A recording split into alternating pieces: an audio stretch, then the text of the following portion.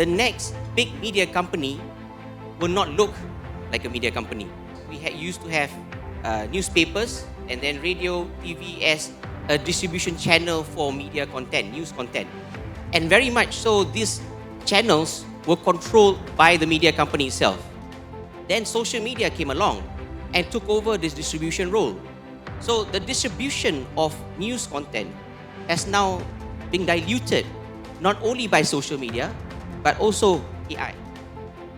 This is what Free Malaysia Today Managing Director Azeem Abu Bakar warned, pointing out that artificial intelligence is rapidly reshaping how information is produced, distributed, and consumed. Speaking at the Shaping the Future of Malaysian Media in the Digital and AI Era Forum during Hawana 2026, Azeem said media companies were now facing a second wave of disruption.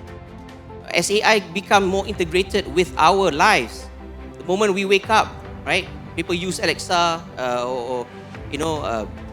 and ask, right? And they will update you. Like you don't even need to go to watch videos on social media. You don't, much less going to the website. And media brands will be gone from the AI chatbots unless you actually ask where your information comes from. However, Azeem argued that media itself would remain strategically valuable even if conventional newsroom structures evolve dramatically. What was media company before this? Media company is a single brand, right? Whether it's FMT, whether it's NST, whether it's Sinar, whether it's the Star, it's a single brand trying to make money as a media business. But as I've explained to you just now, we cannot make money just by doing a business as media, standalone media. What media companies are now doing, increasingly, or at least the media of the future, is to think out of the box in making money. Azeem cited Bloomberg, which he said does not make money through the company itself, but by selling data to investors through Bloomberg terminals. But now, when I came in and my job was to turn around FMT, it was not trying to make money and trying to sell ads anymore. What we did was we tried to develop an ecosystem around it. We work with 20 other media companies now. So we gang up so that we can enhance distribution, but we control the narrative at the top. We given the kind of access that media company has, we now have more information, Yes, we need to maintain editorial independence. That's critical and non-negotiable. But what happens outside? Now we know more things, and we can help clients understand market dynamics, business dynamics, political risk. These are all future of how we can transform the business model of media. He said expanding FMT's ecosystem in this way has paved the way for the company to become profitable. FMT has been able to be profitable for the last few years after we turn it around, by having this ecosystem, by working together with other media companies. What we will create is something called an information powerhouse. It's a major ecosystem that can finally make media companies sustainable in the long run. That is how the next big media company will not look like a media company, but it is an information powerhouse with a large ecosystem.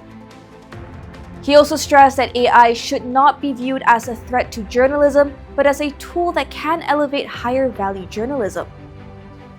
Breaking news can be automated by AI. The AI can actually grab that breaking news that appears on one social media account, and you can come up with 100 or 1,000 different stories, don't just reports. A journalist actually go and immerse himself, investigate things, and this become notes and information sources for both media companies and AI, and that's how you stay ahead of all of this disruption for years to come. He said what is needed now are super journalists. S means you need to have sources. U, understanding, super, S-U. P, you must understand patterns. E, efficiency, and that includes using AI. And R, reputation, being able to have the trust and reputation in the industry so that you are able to get the sources, right? So things that AI can never obtain or have a sit down with the ministers, and get the kind of sources, insights, like you do. He said journalists who have these skills will never be replicated by AI. I know a few journalists who actually has WhatsApp groups with ministers, with CEOs, with media practitioners, and I'm inside. And this journalist keeps on getting information that I can see no other journalists are getting. This is valuable because AI cannot do such a thing. And if you have that kind of power, the SUPER, you will fit in nicely in this new business model of a media that I just described. Meanwhile, digital transformation specialist Charles Gregory said many companies rush into AI adoption without first understanding their own workflows, culture, and business objectives. People are talking about automation now. Big buzzword. Everything must automate, must be faster, must be more efficient, right? For who? For what? Then I asked the leader, the CEO of the company, what is your main objective to automate things? The leaders will say, I want to do digital transformation. I want to do Industry 4.0. But they don't even understand what are those terms. What are you trying to automate? Meanwhile, Azeem said the leader of an organization must understand both technology and journalism and make them work harmoniously. The new Director General of BBC is a Google guy. Because AI is the one disrupting, you need somebody who understands technology to be leading it first. So right now, FMT is very AI driven, right? We are able to work with less resources. We are able to produce more news, more accurate news, faster, more efficient. And thereby, that translates into a decent bottom line in the end that will sustain the business for the foreseeable future. Natasha Bust, FMT.